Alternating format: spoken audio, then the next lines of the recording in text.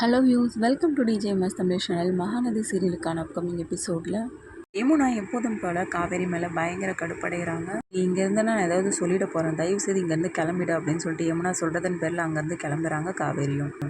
இன்னொரு பக்கம் ஷூட்டிங் ஸ்பாட்டில் நடந்ததை நினச்சி கங்கா ரொம்பவே வேதனையோடு இருக்காங்க. வீட்டுக்கு வந்ததுக்கப்புறமா பாட்டிமா சொல்கிறாங்க, சாரதா கிட்ட நல்லா நடிச்சா இல்லை குமரன் அப்படின்னு சொல்லிட்டு ரொம்பவே சந்தோஷப்படுறாங்க. இந்த பக்கம் ரொம்பவே எரிச்சல் அடைகிறாங்க கங்கா. அந்த பொண்ணோட சேர்ந்து நடித்தது மட்டுமே நினச்சி ரொம்பவே கவலைப்படுறாங்க. நான் எது நடக்கக்கூடாதுன்னு நினச்சனோ அதெல்லாம் நடந்துருமோ அப்படின்ற பயத்திலே இருக்காங்க.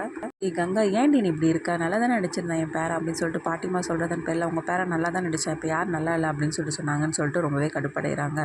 இன்னொரு பக்கம் காவேரி ரொம்ப வேதனையோடு இருக்காங்க. எல்லாத்தையும் நினச்சி ஆஃபீஸ்க்கு வந்து நிவின் வந்துட்டு போனதுன்னு நினச்சி காவேரி இப்படியெல்லாம் இருக்காங்க, கண்டிப்பாக இவ்வளோ சரி பண்ணணுன்னா நம்ம இதெல்லாம் பண்ணி தான் ஆகணும் அப்படின்னு சொல்லிட்டு காவேரிக்காக யாருக்குமே தெரியாமல் சர்ப்ரைஸாக வந்து பார்ட்டிஸ்லாம் வந்து அரேஞ்ச் பண்ணுறாரு. வீட்டில் உள்ளவங்ககிட்டையும் போய் பார்த்து பேசுகிறாரு விஜய். இது மாதிரி காவேரியோட பிறந்தநாள் வருது, அதனால் சர்ப்ரைஸாக அதெல்லாம் பண்ணலான்னு இருக்கேன் அது அப்படின்னு சொல்லிட்டு சொல்கிறாங்க. இதை கேட்டு ரொம்பவே சந்தோஷப்படுறாங்க. இது எல்லாத்தையுமே கேட்டுட்டு இருந்த யமுனா காவேரி நினச்சி பயங்கர கோபம் அடைகிறாங்க. எப்படிப்பட்டவர் உனக்கு புருஷனை அமைஞ்சிருக்காங்க, உன்னை ஒரு தாங்குற ஒரு புருஷன் வந்து கிடைக்க நீ கொடுத்து வச்சுருக்கணும். அதை விட்டுட்டு என்னோட வாழ்க்கைக்கு நீ வந்து குறுக்க வந்து நிற்க பார்க்குறே, நீலாம் என்ன ஜென்மம்? இந்த பிறந்த நாள் மட்டும் முடிட்டோம், அதுக்கப்புறம் மாமா கிட்ட எல்லாத்தையும் சொல்லி உன்னை பற்றி உன் வண்ட வேலையெல்லாம் தண்டவாளமாக ஆக்கிற பாரு அப்படின்னு சொல்லிட்டு நினைக்கிறாங்க. இன்னொரு பக்கம் நிவின் வந்து பேசாமல் இருக்க நினச்சி ரொம்பவே கஷ்டப்படுறாங்க.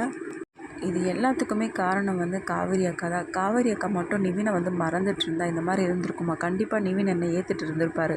இது எப்படி நம்ம சரி பண்ணுறதுனா கண்டிப்பாக மாமா கிட்டே இதை சொல்லியே ஆகணும். அக்காவோட பிறந்தநாளுக்கு அப்புறமா வந்து முடிவெடுக்கிறாங்க. அதுக்கப்புறமா காவேரி கடைக்கு கூட்டிகிட்டு போகிறாரு. ட்ரெஸ் எடுத்துக்கோ காவேரி உன்னோட பிறந்தநாளுக்கு அப்படின்னு சொல்கிறாரு. எனக்கு ஒன்றும் தேவையில்லைங்க அப்படின்னு சொல்லிட்டு காவேரி சொல்கிறதுன்னு பேரில் விஜய் என்ன பண்ணுறாரு, ரொம்பவே டல்லாகிடுறாரு. விஜயோட முகத்தை பார்த்தா காவேரியும் சரி நம்ம எடுத்துக்கலாம், சரி எடுங்க, அவங்களுக்கு பிடிச்ச மாதிரி எடுத்து கொடுங்க அப்படின்னு சொல்லிட்டு காவேரி சொல்கிறதுன்னு பேரில் அதுக்கப்புறம் காவேரி ஒரு ட்ரெஸ் எடுத்துக்கிறாங்க.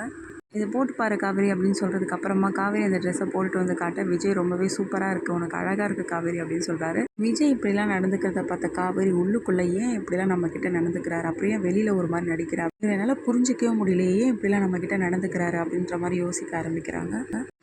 இன்னொரு பக்கம் அஜய் வந்து வெண்ணிலாவை தேடி கண்டுபிடிக்கிறதுக்காக அங்கங்கே அலைஞ்சிட்ருக்காரு. வெண்ணிலா என்னை எப்படியோ கொண்டு வந்து விஜய் முன்னாடி நிறுத்திட்டேன்னா கண்டிப்பாக ராகினி என்னை ஏற்றுப்பா, அவளோட நம்ம சேர்ந்து வாழலாம் அப்படின்ற கனவோட வந்து சுற்றிட்டுருக்காரு. காவேரிக்கு ட்ரெஸ் எடுத்துகிட்டு வந்து கொடுக்கறது மட்டும் இல்லாமல் அவளை ரொம்பவே சந்தோஷமாக பார்த்துக்கணும் அப்படின்னு சொல்லி நினைக்கிறாரு விஜய்.